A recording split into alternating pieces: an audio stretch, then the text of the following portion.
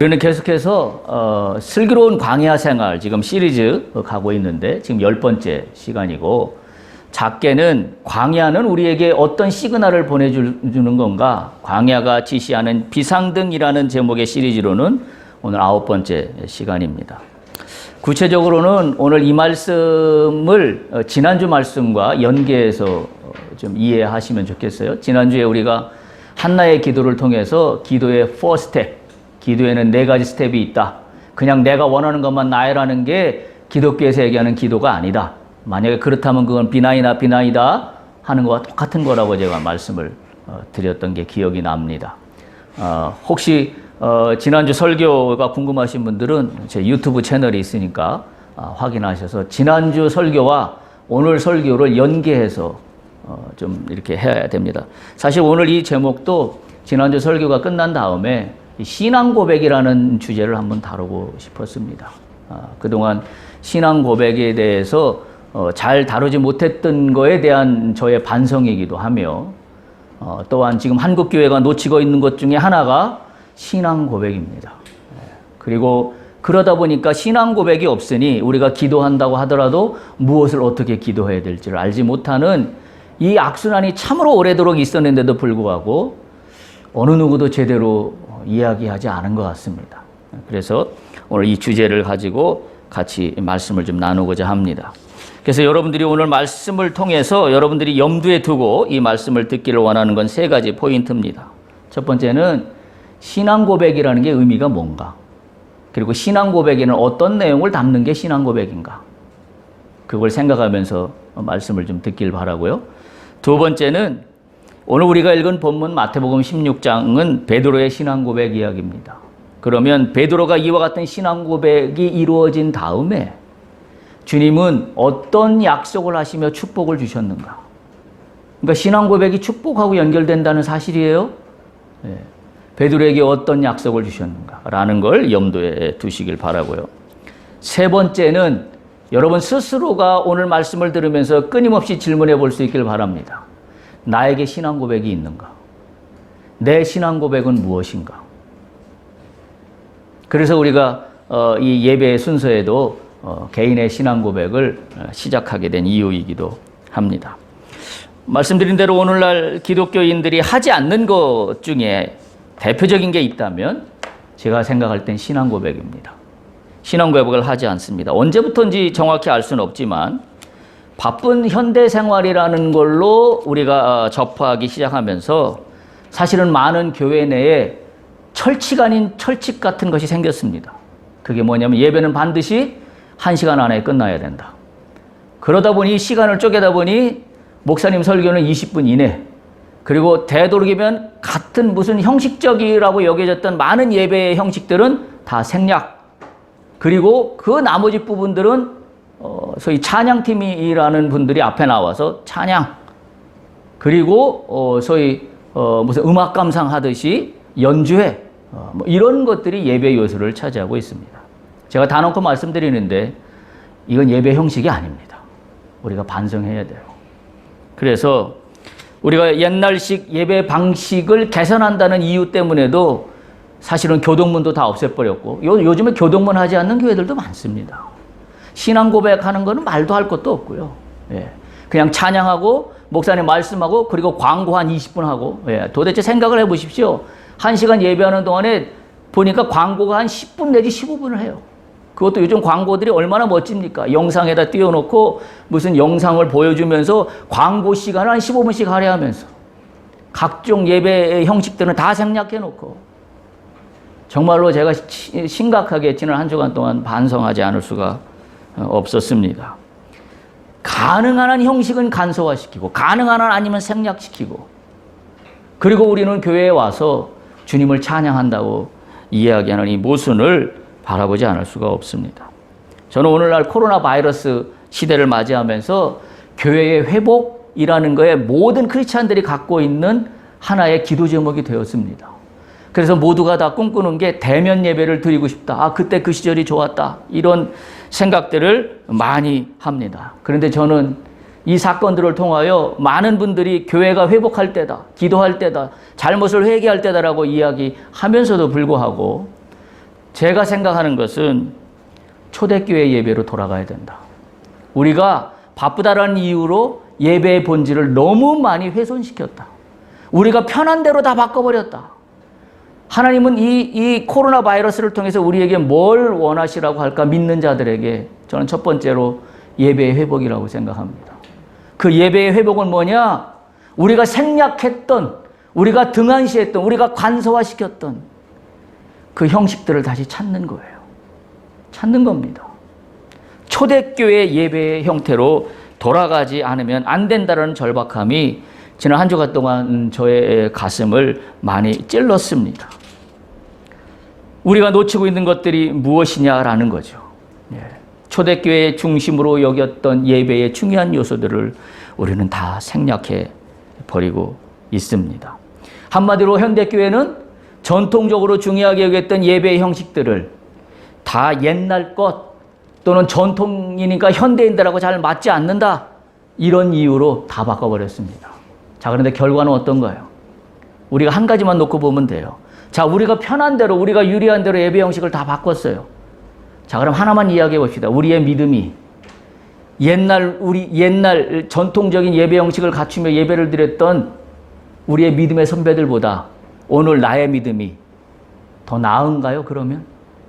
더 낫다고 이야기할 수 있습니까? 아마 낫다고 이야기할 수 없을 겁니다. 제가 말씀드린 대로 오늘 많은 기독교인들도 교회를 왜 나오냐고 물어보면 좋은 말 들으려고 나온다고 합니다. 목사님한테 좋은 얘기 들으려고. 좋은 얘기는 교회 나올 필요가 없어요.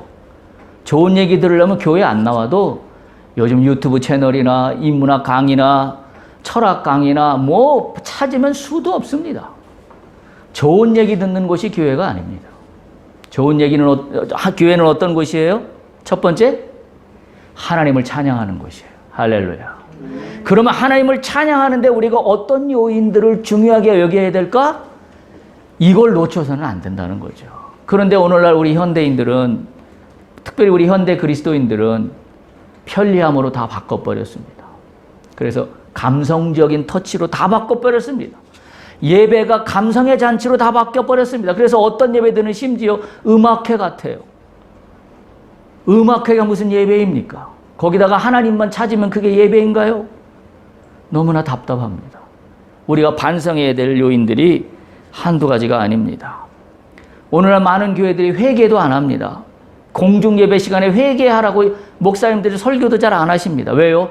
회개라는 거 하라고 그러면 현대인들이 불편해합니다. 그러니까 회개 설교를 안 해요. 죽으란 설교를 안 합니다. 그래서 십자가 설교도 잘 안 합니다. 근데 십자가 빼고 회개 빼면 교회에 남는 게 뭐가 있나요? 아무것도 없잖아요. 참으로 우리가 이 코로나가 우리에게 반성할 것이 뭔가, 내가 그동안 내 편리 위주로 했던 예배의 모든 행태들에 대한 하나의 회개할 포인트가 뭔가를 우리한테 제시해주고 있다, 그렇게 생각을 합니다.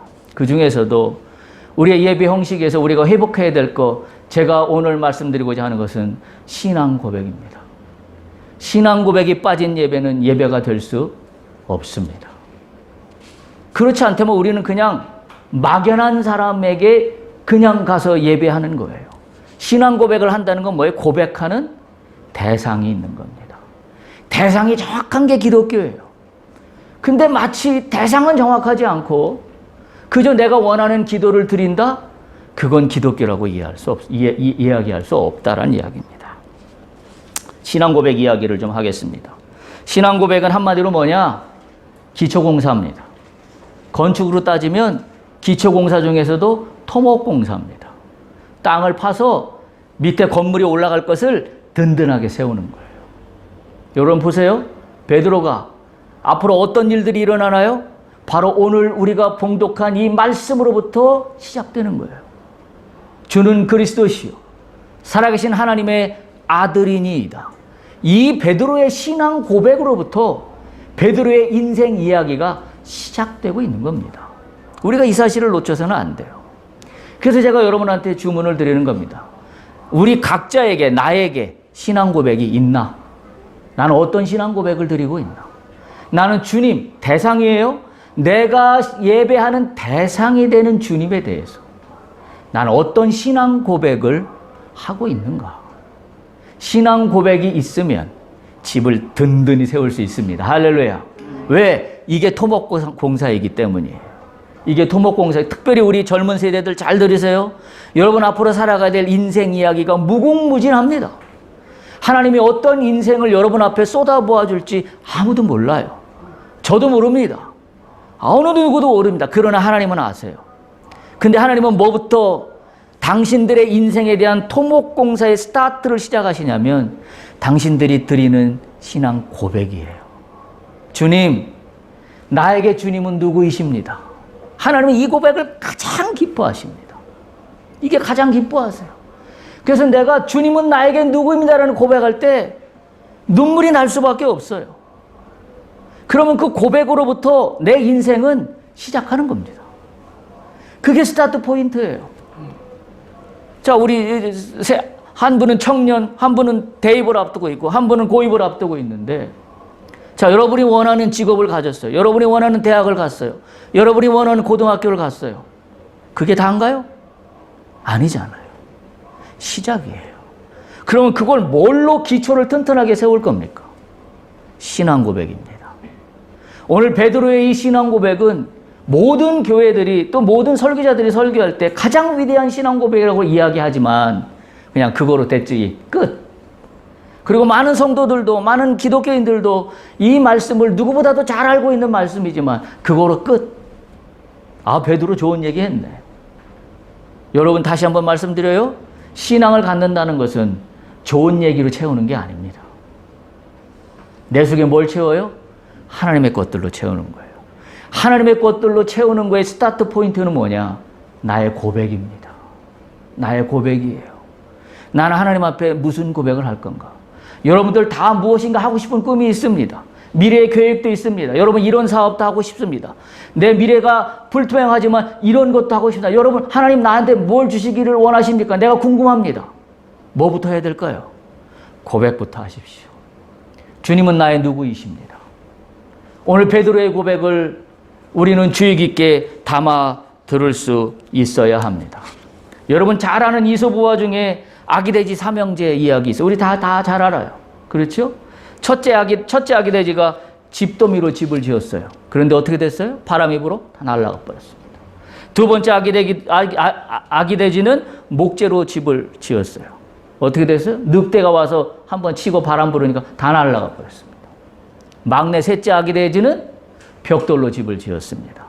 여러분, 신앙 고백은 내 신앙을 벽돌로 주춧돌을 세우는 겁니다. 할렐루야. 벽돌로 주춧돌을 세우는 신앙으로 돌아가야 합니다. 오히려 우리가 다른 어떤 시간보다도 내가 주님께 드리는 고백하는 시간을 많이 할애할 수 있어야 돼요. 여러분 기도할 때 그렇게 하십시오. 내가 원하는 기도를 순서대로 나열하는 게 기도가 아니에요. 뭐부터 해야 돼요? 토목공사부터 시작해야 됩니다. 매일매일 드리는 기도에 어떤 토목공사? 내가 기도하는 대상을 나는 누구라고 고백하는지, 주님은 나에게 어떤 분이신지, 그 토목공사도 없이 주님 1번 네 이거 하고 싶습니다. 2번 이거 하고 싶은데요. 3번 나 이거 원하는데요. 주님 주실 건가요? 말 건가요? 이건 뭐하고 똑같아요? 그저 내가 알지도 못하는 어떤 대상도 모르는 저 큰 고목나무 밑에다가 물 한 바가지 떠다 놓고 비나이다 내 소원이 이런 것이니 이거랑 다를 바가 아무것도 없어요. 다시 한번 강조하여 말씀드립니다. 기독교는 우리가 예배드리는 대상이 정확합니다. 그게 누구예요? 만군의 여호와 하나님이십니다. 여기서 만군의 여호와는 어떤 분이에요? 우주를 창조하신 하나님이에요. 그리고 지금도 나를 창조해 가시는 하나님이십니다. 그리고 지금도 내 인생을 끌고 가시고 나를 통치하시는 하나님이에요. 우리의 대상은 그것이 확실합니다. 그러면 내가 그분에 대한 고백을 하지 않는다고요? 제가 그래서 한 주간 동안 반성한 겁니다. 내가 놓칠 걸 너무 많이 놓쳤구나. 우리가 놓치는 것이 정말 중요한 핵심을 놓치고 있었구나. 그래서 예배의 회복을 해야 되겠다. 신앙 고백을 해야 되겠다. 그래서 예배 순서를 변경하고 나가고 있는 것입니다. 그러다 보니까 이 신앙 고백에 대한 토목공사의 기초공사 개념이 없으니까 우리가 하나님 앞에 나가고 신앙의 기초를 놓는다고 할 때 다 뭘 생각했냐면 어떤 종교 행위를 많이 쌓으면 신앙의 기초가 잘 놓아질까? 이 생각이에요. 어떤 율법적인 행위들을 많이 쌓으면 신앙의 기초가 놓아질까? 아니면 어떤 헌신을 많이 쌓으면 신앙의 기초가 놓아질까? 전부 틀렸습니다. 전부 틀렸어요. 그게 답이 아닙니다. 따라서 첫 번째 신앙 고백이라는 건 기초 공사이면서 두 번째 신앙 고백은 어떤 의미가 있냐면 가장 우선순위라는 의미가 있습니다. 우선순위라는 건 뭐예요? 우선순위를 잘 정하면 어떤 일이 생기나요? 방향성이 생깁니다. 우선순위를 못 정하니까 방향성이 흐트러져요. 신앙 고백은 뭘 하는 거다? 내가 살아가는 내 신앙의 방향을 정하는 거예요. 대상을 정확히 정한 거니까 방향이 뚜렷해지는 겁니다. 예를 들면 베드로가 한 고백처럼 주는 그리스도시요 라고 고백하면 그리스도의 뜻이 뭐예요? 메시아라는 말이잖아요. 메시아는 뭐예요? 나를 구원하는 자입니다. 자, 그러면 내가 나를 구원하는 자라고 주님 앞에 고백하면 내 인생 살아가는 게 어떻게 될까요? 달라지지요. 그 고백이 있는 것과 그 고백이 없이 내가 생각하고 내 지성과 내 이성을 총동원하여서 내 판단대로 살아가는 것 갖고는 하늘과 땅 차이인 겁니다. 우선순위입니다. 신앙 고백이라는 의미는 바로 우선순위를 정하는 겁니다. 여러분, 우리가 기업에서 경영을 할 때 이게 굉장히 중요합니다. 우리가 1997년도에 IMF 외환 위기 때 우리나라의 많은 기업들이 도산했습니다. 왜 도산한지 아십니까? 제가 90년대 그때 제 박사학위 논문 제목이기도 해요. 그때 제가 외국 기업들과 우리나라 기업들을 다 조사했습니다. 왜 우리나라 기업들이 무너졌을까? 제가 발견한 결론은 그거입니다. 방향성 상실입니다. 다시 말하면 90년대까지 우리가 80년대부터 경제가 급성장하면서 우리는 재벌들이 어떤 현상이 나타났냐면 소위 말하는 문어발식 경영이라는 게 나타났어요. 그래서 돈이 되는 거면 뭐든지 다 건들고 돈 벌고 돈 벌리면 좋고 안 벌리면 말고 시계. 소위 문어발식 경영이라는 게 그때 나온 단어예요. 문어발식 경영이라는 건 뭐예요? 방향성이 없는 거예요. 그래서 제가 그때 연구할 때 외국 기업들을 잘 조사했을 때 놀라운 사실을 발견했습니다. 그 놀라운 사실이 뭐냐면 우리나라 기업들은 그때 당시 그런 개념이 없었어요. 90년대까지. 외국 기업들마다 미션 스테이트먼트가 있더라고요. 미션. 그 미션이 뭐냐면 우리 기업은 누구인가예요. 우리 기업은 못하는 기업인가. 우리 기업은 무엇을 주로 하는 기업인가에는 내 사업에 대한 도메인의 결정이에요. 내 사업에 대한 영역의 결정이에요. 그게 뭐예요? 그게 우선순위예요. 그게 방향성이에요. 그게 명확하니까 우리나라 재벌들처럼 돈이 된다고 여기저기 찝쩍거리고 막 뛰어들지 않았으니까. 예를 들면 유동성 위기가 오고 예를 들면 재정상의 위기가 왔을 때 문제가 되지 않았어요.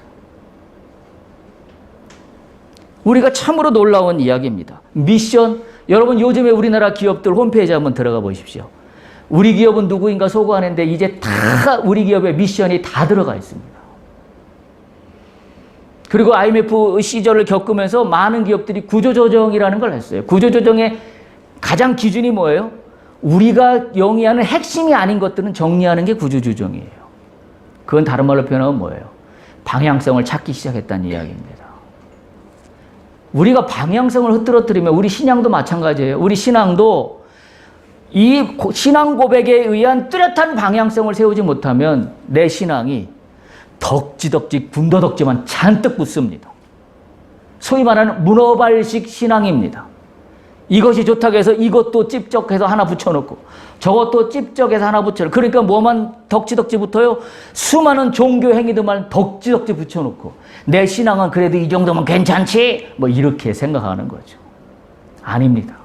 오늘 다 그런 생각들을 두드려 엎어버려야 해요. 우리는 방향성을 가져야 돼요. 그 방향성은 뭐냐? 신앙 고백이라는 사실입니다. 이 방향성을 흐트러뜨리지 않아야 우리 신앙이 살아나요. 오늘 우리가 읽은 본문 마태복음 16장 13절에서 19절은 우리가 잘 아는 베드로의 신앙 고백입니다.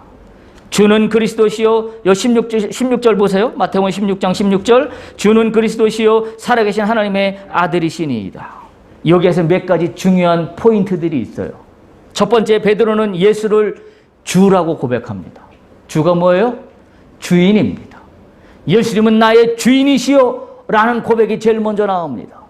예수님을 나의 주인이라고 고백하는 사람이 지멋대로 살까요? 그래서 이게 기초라는 거예요. 그래서 다른 어떤 종교적인 행위로 덕지덕지 그럴듯한 문어발식 가지를 쳐놓은 것보다 굉장히 중요하다는 말씀을 제가 드리는 겁니다. 예수는 주라고 고백합니다. 주인이라고 고백합니다. 주님은 나의 주인 되시라는 고백이에요. 주는이라고 고백합니다. 그리고 두 번째 그리스도라고 고백합니다. 그리스도는 히브리어로 메시아입니다. 헬라어로는 그리스도이지만 히브리어로는 메시아라는 말과 동일한 말이에요.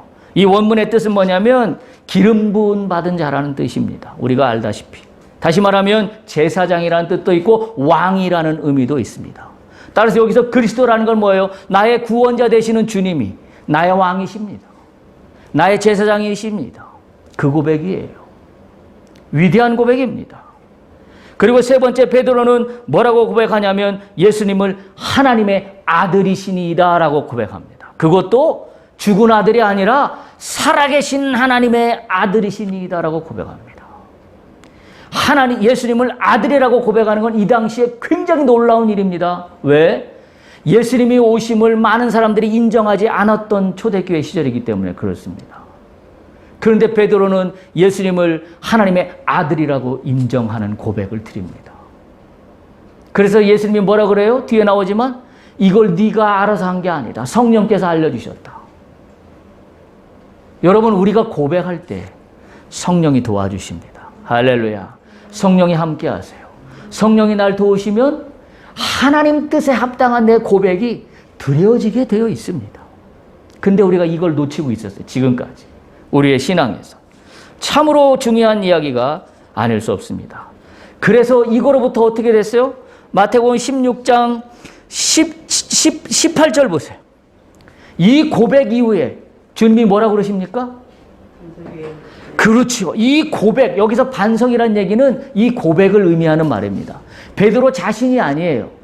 여러분, 이게 가톨릭에서 잘못 해석하고 있습니다. 가톨릭에서는 이 성경 구절을 베드로 위에 교회를 세웠다 그래서 베드로 성당을 만든 거예요. 이 본문의 원래의 뜻은 베드로를 의미하는 얘기가 아니에요. 베드로가 드린 고백입니다. 그 고백을 예수님은 뭐라고 평가하시고 있냐면 반석이라고 평가하셨어요. 예수님이 그래서 뭐라고 하셨어요? 이 반석 위에 교회를 세우겠다라고 말씀하고 있다라는 사실입니다. 참으로 기가 막힌 이야기입니다. 여러분, 기독교 신앙은 신적인 존재나 초자연적인 능력을 막연하게 믿는 신앙이 아닙니다. 믿음의 확실한 대상이 있어요. 그게 기독교 신앙이에요. 그러니까 신앙 고백은 너무나도 당연한 겁니다. 베드로의 이 신앙 고백으로부터 시작하여서 베드로의 인생 이야기는 물론 업앤다운이 있었지만 하나님 편에서 보면 계속해서 하나님 것으로 채워지는 인생으로 걸어갑니다. 우리도 그렇지 않은가요? 우리도 고백 한번 했다고 내 인생이 한꺼번에 성인이 되나요? 그렇진 않아요. 그러나 업앤다운은 할지라도 이 고백을 통하여 하나님이 날 받으셔요. 그리고 나를 성령께서 도우셔서 하나님 것으로 가득 채워지는 인생으로 나를 끌고 가십니다. 그 모멘텀이 뭐냐? 그게 신앙 고백이라는 이야기입니다. 그래서 우리는 그분 앞에서 고백하는 내용 있는 신앙이 되어야 합니다. 기독교 신앙은 객관적으로 서술하는 신앙이 아닙니다. 누구나 동일한 신앙이 아니에요. 기독교 신앙은 나의 신앙입니다. 나의 고백을 하나님이 기뻐 받으세요. 베드로의 고백을 기뻐 받으신 건 베드로예요. 하나님은 나의 고백을 기다리고 계시다라는 사실입니다. 그래서 그분이 행하신 놀라운 일을 시인하는 겁니다. 그걸 어떻게 할 수 있어요? 말씀을 통해서 하는 겁니다. 그분이 행하신 놀라운 일을 시인하는 겁니다. 그리고 어떻게 하는 거예요? 그분이 행하신 놀라운 일에 대해서 나에게 이루실 그분을 찬양하는 겁니다. 이게 신앙입니다. 이게 신앙 고백입니다. 그래서 우리는 고개를 숙이고 하나님을 높이 찬양해야 합니다. 그분을 높여야 합니다. 이게 일반적인 종교하고 다른 점이에요. 그런데 오늘날 많은 기독교인이라고 하면서도 우리가 종교 생활을 그냥 일반적인 종교처럼 믿고 있다라고 한다면 우리는 기독교를 잘못 이해하고 있는 겁니다. 엄밀히 말해서 이렇게 단언할 수 있습니다. 나의 신앙 고백이 없는 기독교는 나의 기독교가 아니다. 내 신앙 고백이 없는 신앙은 이제부터 신앙이 아니다. 라고 분명하게 이야기할 수밖에 없습니다. 여러분, 제가 증거를 드리겠습니다. 제가 여기서 다 열건하지 못하지만 신앙 고백은 초대교회부터 들여왔던 역사적인 사실을 가지고 있습니다. 325년에 교회는 니케아 신경이라는 걸 발표합니다. 신경이라는 말은 종교개혁 시대에 와서 컨페션이라는 말로 바뀌어요. 다시 말하면 고백이라는 말입니다. 근데 그때 당시에는 신경이라고 이름을 붙였습니다. 325년에 니케아 신경을 발표합니다. 이 니케아 신경을 발표하는 이유가 단 하나예요. 그때 당시에 예수 그리스도께서 하나님의 아들이심을 부인하는 이야기들이 너무 팽배히 돌았어요. 그래서 교회는 이 325년에 니케아 신경을 발표합니다. 그리고 나서 이 니케아 신경의 핵심이 뭐냐면 예수님은 누구인가를 각자 신앙 고백하도록 한 거예요. 그리고 우리는 이런 예수를 믿는다라는 사실을 신앙 고백에 담은 겁니다. 배경이 그래요. 381년에 교회는 콘스탄티노플 신경을 작성하면서 이 논란의 문제를 더욱 확실하게 매듭을 짓습니다. 그리고 451년에 교회는 칼케톤 신조를 만듭니다. 이것도 마찬가지고 하나님과 예수 그리스도 그리고 그분의 신성과 인성에 대한 이단 논쟁이 끊임없이 일어났을 때예요. 그래서 이런 문제가 일어났을 때 이를 물리치는 것으로 교회는 뭘 채택했냐면 신앙 고백서를 채택합니다. 그러니까 뭐예요? 지금 제가 말씀드리고자 하는 것은 신앙 고백이 모든 문제를 해결하는 토목공사가 되는 거예요. 기초공사가 되는 겁니다. 이거는 여기서 끝나지 않아요. 중세시대에도 신앙 고백 이야기들은 계속 이어집니다. 그리고 종교개혁 시대에도 신앙 고백은 계속 이어집니다. 현재 우리의 신앙 고백서의 토대가 되고 있는 것들을 한마디로 뭐라 그러냐면 개혁주의 신앙 고백이라고 그러는데 이게 구체적으로 언제부터 본격적으로 나타나냐면 1550년대부터 나타나기 시작했어요. 그때부터 아주 많은 신앙 고백들이 나타나는데 그중에 제일 유명하고 우리에게 익히 한 번쯤 들어봤을 신앙 고백이 두 가지가 있는데 하나는 뭐냐면 하이델베르크 신앙 고백이에요. 그게 1563년에 일어났던 신앙 고백이고요. 그리고 지금 우리가 교독하고 있는 웨스트민스터 신앙 고백이 영국에서 일어난 신앙 고백입니다. 이 웨스트민스터 신앙 고백은 1729년에 미국 장로교회에서 채택하였고 우리나라 한국 장로교회는 1907년에 이 웨스트민스터 신앙 고백을 근간으로 하여서 한국 장로교회 신앙 고백서를 작성하는 기초가 됩니다. 그러니까 뭐예요? 시절이 어려울 때, 헷갈릴 때, 혼란스러울 때, 뭔가 요동칠 때 우리의 신앙의 선조들은 뭐부터 시작했다? 신앙 고백을 바로 세우는 것부터 시작했다. 우리가 이걸 배워야 해요. 그래서 제가 역사적인 사실을 끄집어낸 겁니다. 신앙 고백서는 시대마다 그리스도의 교회가 잘못된 가르침에 반대하고 성경의 진리를 변호하고 그리고 그리스도인들에게 교회의 신앙이 무엇인가를 가르치고 그리고 교회에 당면한 문제에 대해서 신자들이 부딪히는 생활의 문제들에 대해서 무엇을 기준으로 세우며 나가야 될지를 바르게 세운 것이 신앙 고백입니다. 신앙 고백이에요. 여러분 오늘 시대가 그렇지 않아요? 우리가 코로나 시대를 겪으면서 우리도 깜짝 놀라게 드러난 것은 신천지 이단입니다. 신천지 이단이 이렇게 왕성하게 우리나라 곳곳에 뿌리를 박을 줄 누가 알았습니까? 결국 뭐예요? 잘못된 가르침이 팽배된 시대에 살고 있습니다. 코로나 시대는 우리한테 그걸 알려주고 있어요. 그럼 우리는 어디로 돌아가야 돼요? 다시 한번 잘못된 나의 신앙을 고쳐야 될 때입니다. 더군다나 현대는 성경 해석을 인간 중심적으로 해석하는 경향들이 너무나 많이 난무하고 있습니다. 그러니까 교회도 예배 형식을 인간의 편리 위주로 다 바꿔버렸죠. 다 저런 것들은 옛날에 했던 거고 구차한 거고 뭔가 현 시대에 맞지 않는 것이라고 여겨서 다 빼버렸습니다. 그러다 보니 그 대가가 뭐냐면 그런 예배를 드리는 온 성도들이 신앙의 기초가 흔들려 버렸어요.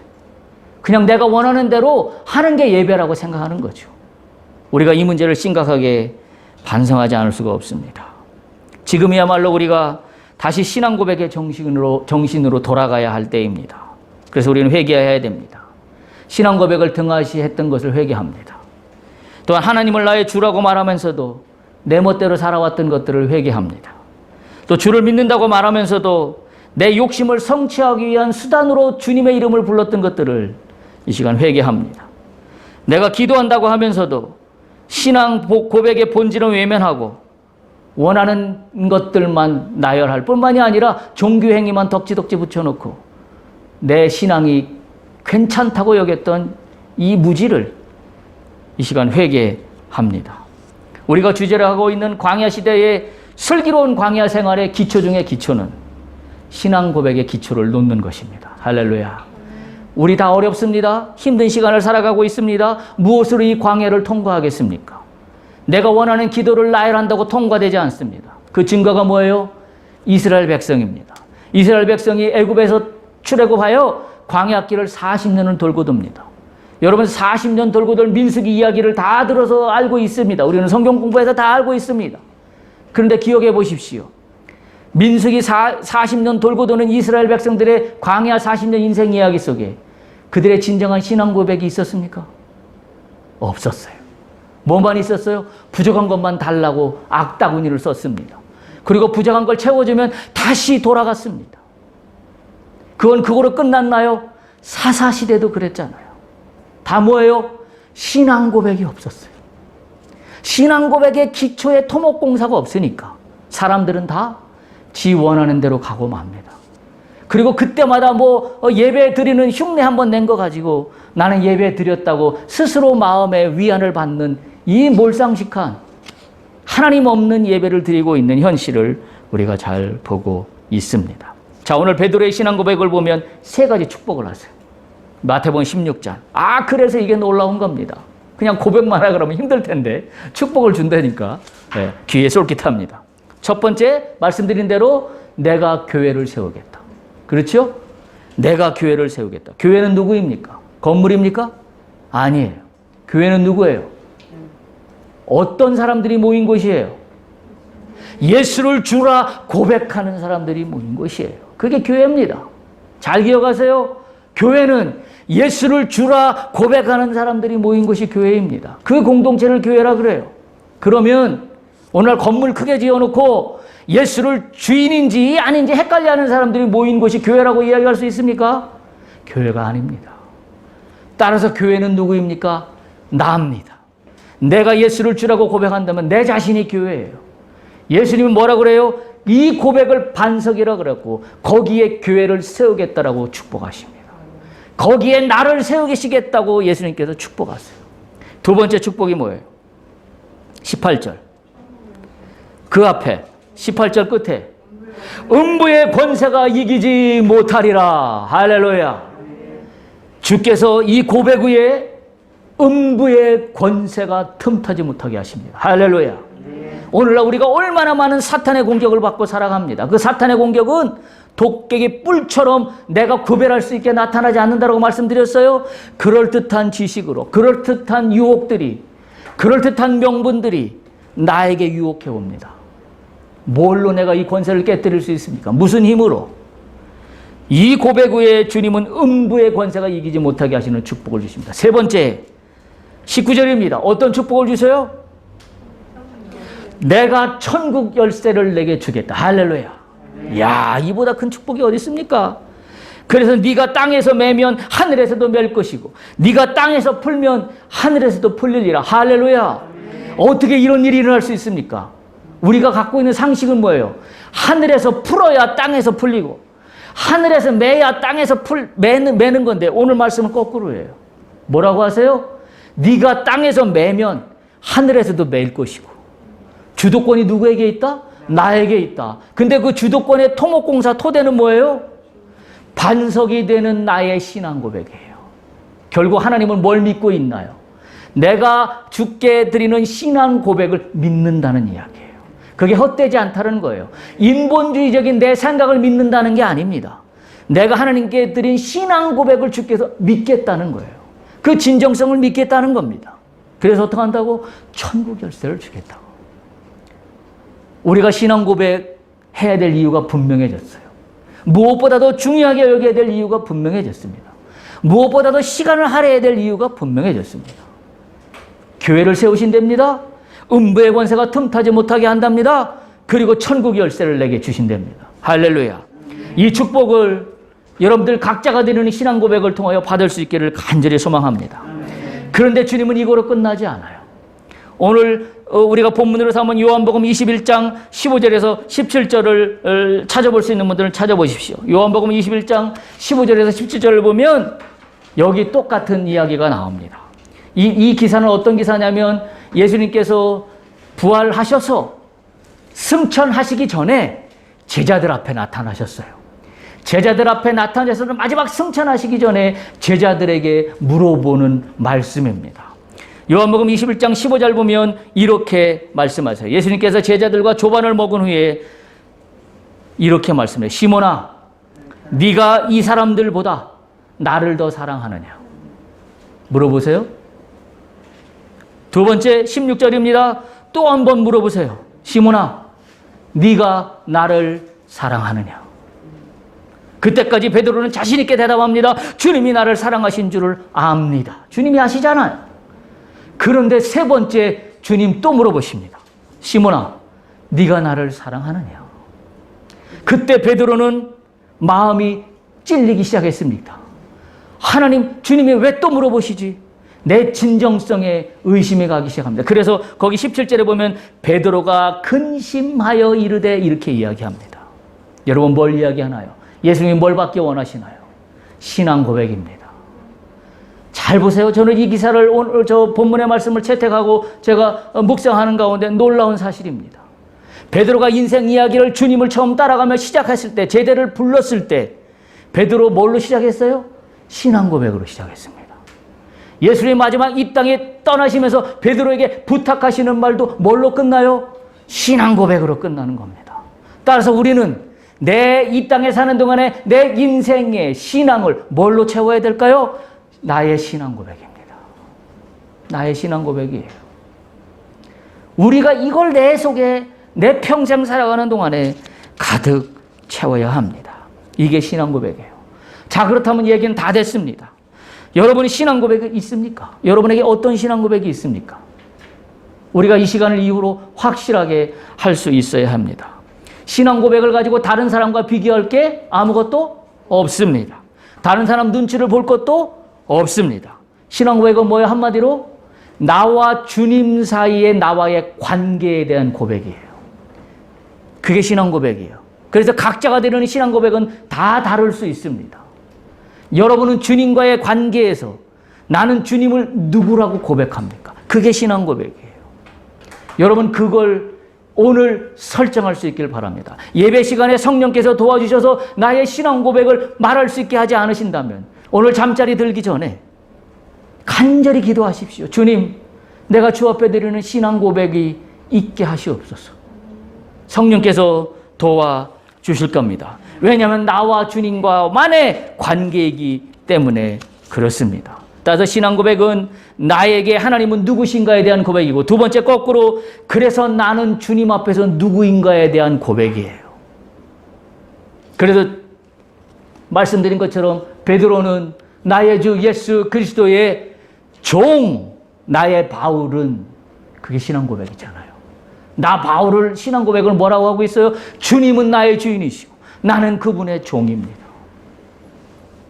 그러니까 바울은 그 엄청난 석학이었던 그 사람이 모든 걸 다 버리고 죽을 때까지 로마를 향하여 말씀을 전도하며 심한 매를 맞고 죽임의 그런 순간을 맞이하면서도 불구하고 그 길을 달려갈 수 있었던 거예요.